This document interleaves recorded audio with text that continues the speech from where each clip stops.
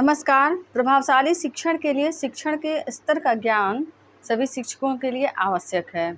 एक शिक्षक जब लेवल्स ऑफ टीचिंग की जानकारी रखता है तो वह अपनी पाठ्य योजना को उसको सम्मिलित करता है एवं कक्षा वर्ग आयु के अनुसार अपनी शिक्षण प्रक्रिया को संचालित करते हुए चिंतन स्तर, बोध स्तर एवं स्मृति स्तर तीनों ही स्तरों पर प्रभावशाली शिक्षण प्रक्रिया को संचालित करता है। शिक्षण विधियों को निर्धारित करने के लिए भी इन सभी स्तरों का ज्ञान बहुत आवश्यक होता है। चिंतन स्तर के लिए अलग शिक्षण विधियाँ होती हैं, बोध स्तर के लिए अलग होती हैं, स्मृति स्तर के लिए अलग तरह की शिक्षण विधियाँ या मूल्यांकन की प्रविधियाँ होती हैं। इसीलिए शिक्षकों को शिक्षण के स्तर के प्रयोग की प्रभावशाली जानकारी होनी चाहिए। सबसे पहले हम देखते हैं कि स्मृति स्तर का शिक्षण जो है वह किस तरह किया जाता है।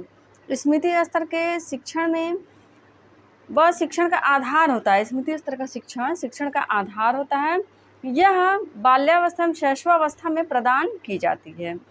इसमें छात्रों के मानसिक स्तर के एक स्मृति पक्ष को मतलब याद करना, रटना आधार बनाकर शिक्षा प्रदान की जाती है। आपको याद होगा कि आप जब शैशवावस्था में थे, बाल्यावस्था में, तो आपको गिनती, पहाड़े, रूप ये सब चीज़ें रटवाई जाती थी, याद करवाई जाती थी। फिर बाद में धीरे धीरे बड़े होने पर आपको समझ में आता होगा कि एक एक शब्द, एक एक नंबर किस तरह बनता है, कैसे डिसाइड करता है। मतलब कि आपकी लर्निंग जो है वो बाद में होती है, लेकिन पहले आप उसको रट लेते हैं, सूचनाओं को प्राप्त कर लेते हैं। स्मृति स्तर वह आधार है जिसमें छात्रों के मानसिक स्तर के एक स्मृति पक्ष को आधार बनाकर शिक्षा प्रदान की जाती है। यह बाल्यावस्था एवं शिशु अवस्था में प्रदान करवाई जाती है। इसमें बालक का बौद्धिक विकास अपने शुरुआती दौर में होता है। बालक किसी भी चीज़ को समझने के लिए एक चित्र या चिन्ह के रूप में उसे अपने मस्तिष्क में धारण कर लेता है।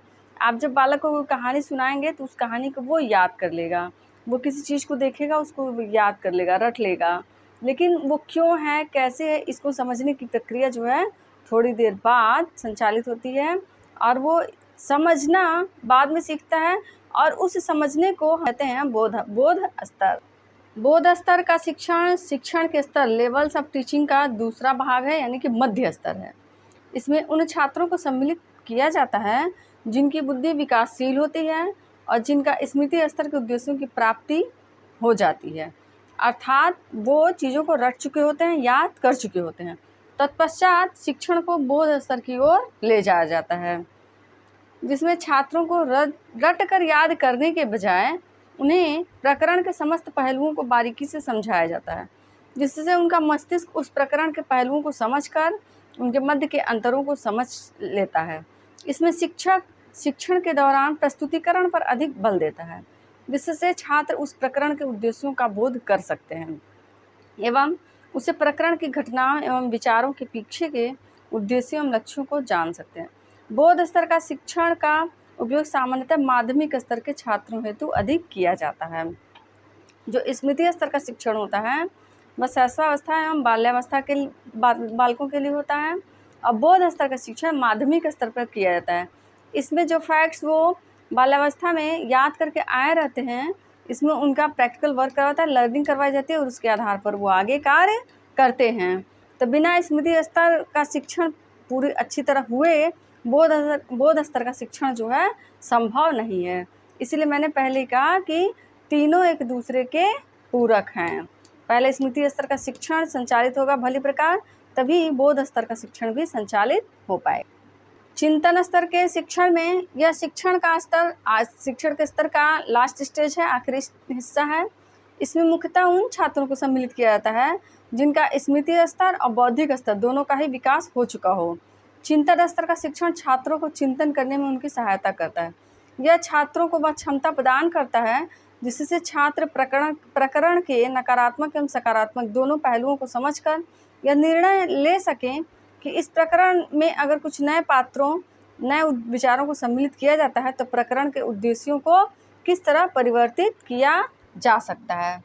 ये जो इस चिंतन स्तर का शिक्षण है ये हायर एजुकेशन यानी कि उच्च शिक्षा में इसको सम्मिलित किया जाता है और पहले जो स्मृति स्तर का शिक्षण हुआ रहता है, बोध स्तर का शिक्षण हुआ रहता है, उसके आधार पर ही छात्र छात्राएं अपनी चिंतन क्षमता को, रिफ्लेक्टिव लेवल्स को क्रिएट करते हैं, मेंटेन करते हैं और उसके आधार पर अब नए नए तथ्यों का सृजन करते हैं वो। इस प्रकार हम देखते हैं कि शिक्षण के तीनों स्तर जो है एक प्रकरण की पाठ्य योजना में भी सम्मिलित होते हैं और एक बालक के पूरे शिक्षण प्रक्रिया के दौरान भी सम्मिलित होते हैं।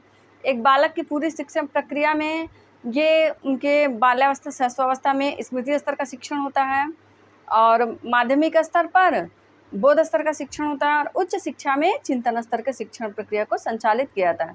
और एक शिक्षक पाठ्य योजना को संचालित करने के दौरान एक पाठ्य योजना में इन तीनों ही स्तरों का एक साथ प्रयोग करता है।